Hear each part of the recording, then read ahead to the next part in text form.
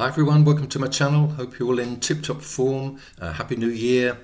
Rob Walker from the channel Rob Walker Let the Music Play has come up with 20 questions for the Vinyl Tag 2024, and I thought I'd have a stab at answering the questions, so we'd better crack on. And question one is favourite record purchased in 2023, and I've gone with the 20th anniversary reissue of the album Guitar Romantic by the Exploding Hearts. And this was put out on Jack White's label Third Man. They were a youthful, exuberant band from Portland, Oregon that were playing late 70s style power pop, and great things were expected of them, but sadly their career was cut short in the most tragic of circumstances in a road accident that killed 3 of the band.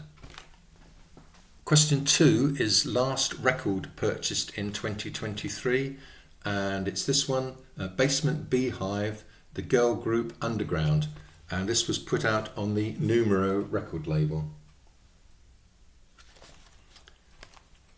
Double album, and I managed to get this at a really fantastic price on Amazon.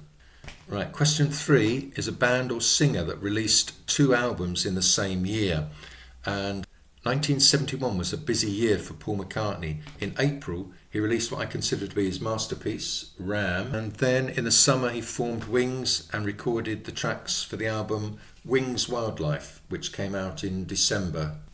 Right, question 4, favourite decade for music. I started listening to music seriously in the 1970s, and it was a fantastic time to be discovering music. There was glam rock, there was progressive rock, punk rock, and then country music, country rock that I loved, soul music, reggae, just so much going on. It's hard to pick one record to represent the whole decade, so I've just picked one at random and gone with Marvin Gaye, and let's get it on. Question 5 is a record by a band or singer from Manchester, and I've gone with the Durutti Column, Vinnie Riley, and this includes the track Otis, which is fantastic, featured in the film soundtrack to 24 Hour Party People.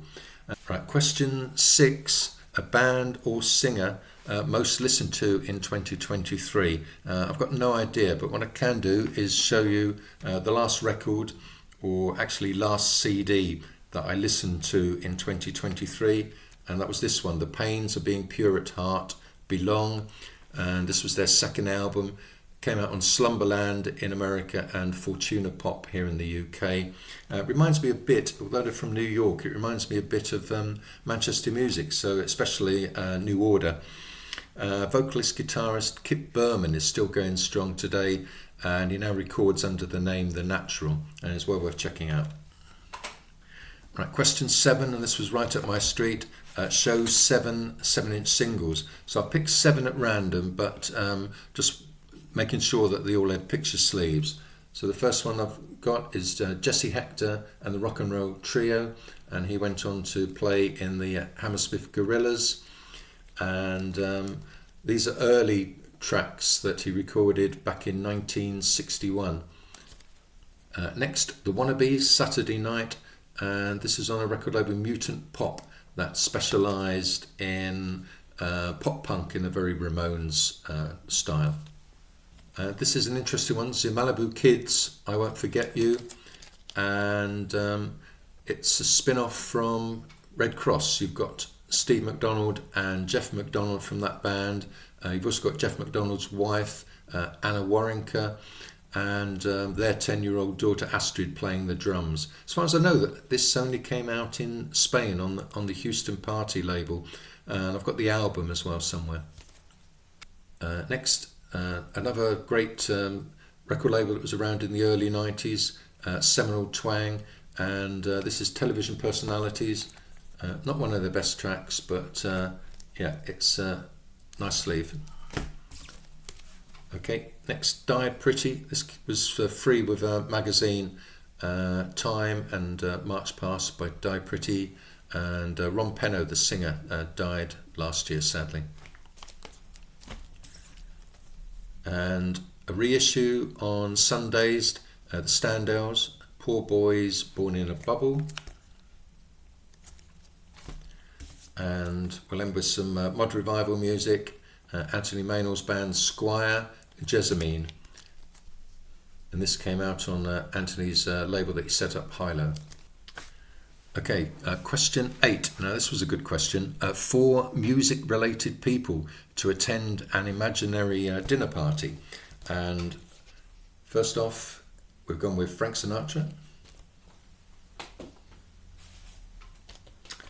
Next, I've gone with Billy Connolly, playing here with the Humble Bums before he became famous as a stand-up comedian and actor.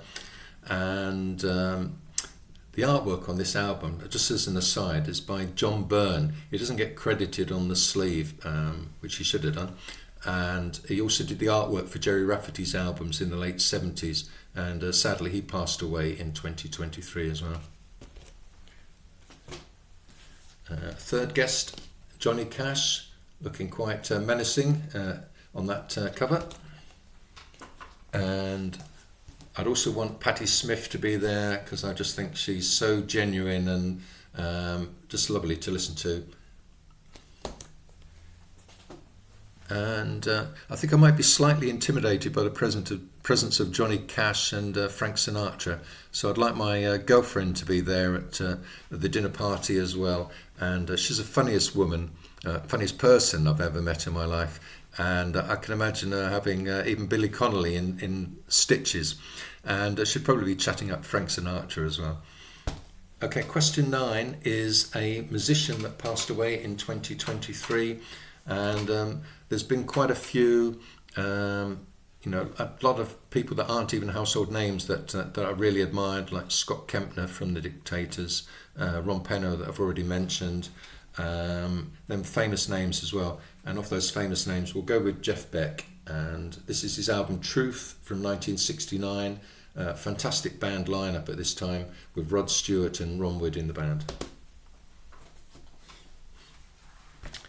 Right, question 10, a favourite country for producing music. Well, on the basis that the Beatles came from England, I think we're going to have to go with England. And there we are. Question 11 is give a shout out to 3 vinyl community channels that I discovered in 2023. And I'll give the links in the description to this video. Very quickly, Mike Vinyl Spiral and Andy Ford and Madam Sin. Madam Sin is a rediscovery in the sense that he made a comeback to doing videos this year. Question 12 is a record bought as a teenager, and I'll just stretch over here, and I've got my original copy here of Complete Control by The Clash. I can remember buying all of these singles that they put out in the late 70s. Okay, question 13 is a funk, will show a funk or soul record, and we'll go with One Nation Under a Groove, Funkadelic, George Clinton and the gang, definitely proving that a funk band can play rock and roll. Brilliant. 14's in 2 parts. The first part is a record, show a record that everyone has, and I suspect most people in the vinyl community will have Deja Vu, Crosby, Stills, Nash & Young. And then the second part of the question, so the more interesting part, and that is to show a record that probably nobody in the vinyl community has. And I've gone with this one, and it's Hot Danko by Dugong. This was their second album. Only came out on CD in the early 2000s, but then a few years later the record label bombed out, put out a vinyl edition in white vinyl, and I've got, I don't know if you can see on there, I've got number 10 out of a pressing of 250, and yeah, worth checking out if you do some searching on YouTube. Okay, question 15 is a record by a female artist bought in 2023, and I bought this one, Rose Royce and Strikes Again. And got this for £1 in a charity shop. It's in absolutely immaculate condition. Gwen Dickey on vocals, and everyone will know the track Love Don't Live Here Anymore. Question 16 is favourite video posted by me, and also favourite vinyl community video that I watched in 2023.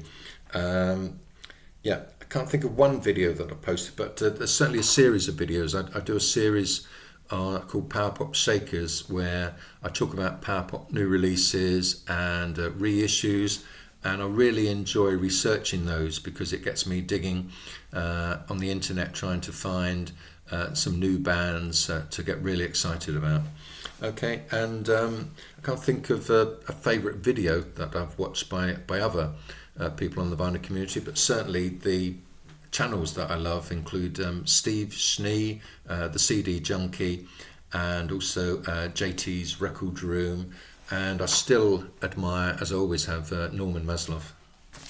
Right, question 17 is show a record that is a 90s classic, and in the 1990s I was absolutely obsessed with Rocket from the Crypt.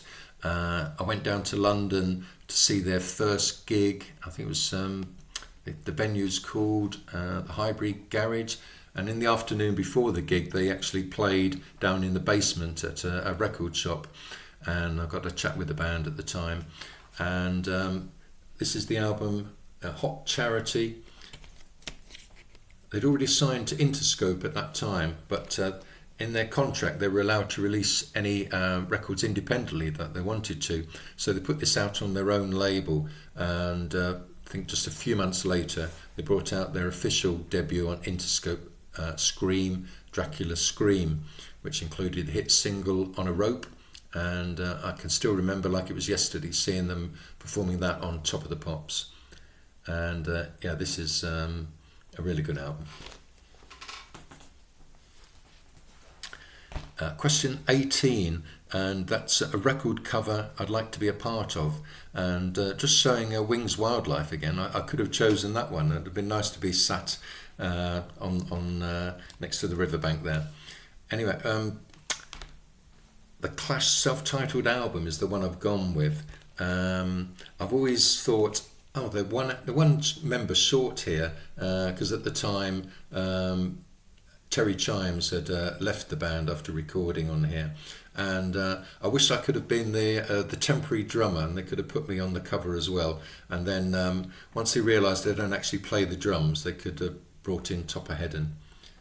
Okay. Question 19, a record that feels like a greatest hits, and I couldn't get beyond this album. Never mind the bollocks. Here's the Sex Pistols, and it still sounds as fresh as the day it was recorded, and there's a real venomous, ferocious delivery by all of the band on this album.